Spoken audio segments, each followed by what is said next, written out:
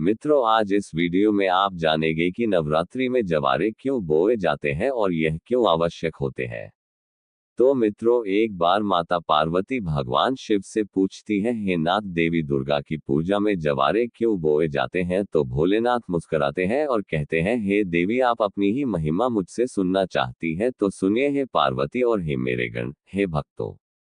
आज मैं तुम्हें एक ऐसा रहस्य बताता हूँ जिसे जानकर तुम्हारे हृदय में माता दुर्गा के प्रति अपार श्रद्धा जागृत होगी। ये रहस्य है नवरात्रि में ज्वारे बोने की परंपरा का। बहुत समय पहले की बात है, जब असुरों का अत्याचार बढ़ गया था। महिषासुर नामक राक्षस ने देवताओं को हराकर स्वर्ग पर अधिकार कर लिया। देवता दुखी होकर मेरी शरण में आए। मैंने, विष्णु और ब्रह्मा ने मिलकर अपनी शक्तियां एकत्रित की और उसी से उत्पन्न हुई आदि शक्ति दुर्गा, जो देवी पार्वती का ही एक रूप है। माता दुर्गा ने 9 दिनों तक महिषासुर से भयंकर युद्ध किया। 10वें दिन जब माता ने उसका वध किया तो देवताओं ने प्रसन्न होकर माता को अन्न, जल और जौ अर्पित किए। वह दिन था विजयादशमी, और तभी से यह परंपरा शुरू हुई कि नवरात्रि में जौ ज्वारे बोए जाएं, माता की विजय और जीवन की उर्वरता के प्रतीक का स्वरूप है। इसी प्रकार मिट्टी और कलश का संबंध भी ऐसा ही है। घट स्थापना में जब कलश स्थापित किया जाता है, उसके पास मिट्टी में जौ बोए जाते हैं। कलश विष्णु का प्रतीक है और अंकुरित जौ माता पृथ्वी और अन्नपूर्णा का। इस प्रकार विष्णु और शक्ति का संगम सृष्टि की निरंतरता को दर्शाता है। 9 दिनों तक जैसे जैसे ज्वारे अंकुरित होकर हरे भरे होते जाते हैं, वैसे ही साधक की भक्ति और शक्ति बढ़ती है। हर अंकुरण माता की कृपा और साधक की आंतरिक उन्नति का संकेत है। जौ को लक्ष्मी का प्रिय माना गया है। नवरात्रि में अंकुरित ज्वारे घर घर में धन, सुख और अन्नपूर्णा की कृपा के प्रतीक होते हैं।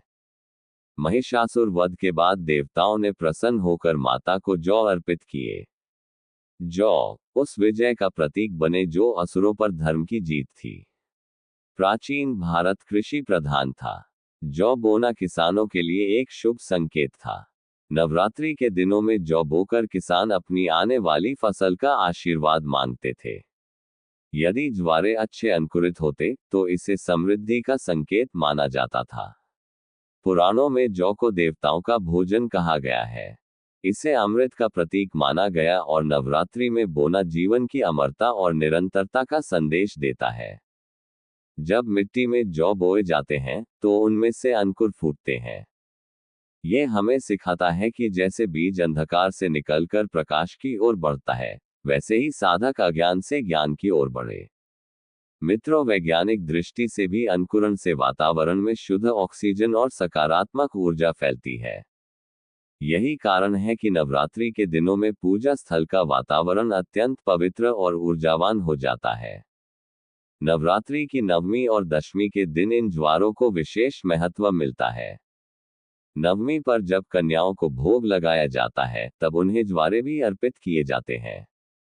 10वीं पर इन्हें जल में प्रवाहित किया जाता है या खेत में डालकर भूमि को उर्वर बना दिया जाता है। ये सब संकेत है कि माता दुर्गा की कृपा केवल घर तक ही नहीं, बल्कि धरती और फसल तक पहुंचे। हे पार्वती, हे भक्तों, यही है नवरात्रि में ज्वारे बोने का रहस्य। ये ज्वारे केवल मिट्टी और बीज नहीं, बल्कि जीवन, शक्ति, उर्वरता और विजय के प्रतीक हैं। जब भी कोई भक्त श्रद्धा से इन्हें बोता है, तो समझ लो कि वह माता दुर्गा की गोद में अपने जीवन का बीज रख रहा है। और जब ये ज्वारे अंकुरित होते हैं, तो ये संकेत है कि उसका जीवन भी माता की कृपा से हरियाली और समृद्धि से भर जाएगा। इसलिए, हे भक्तों, नवरात्रि में ज्वारे बो, माता को याद करो और जीवन में हमेशा धर्म और सत्य का पालन करो। यही माता की सच्ची आराधना है। जय माता दी मित्रों।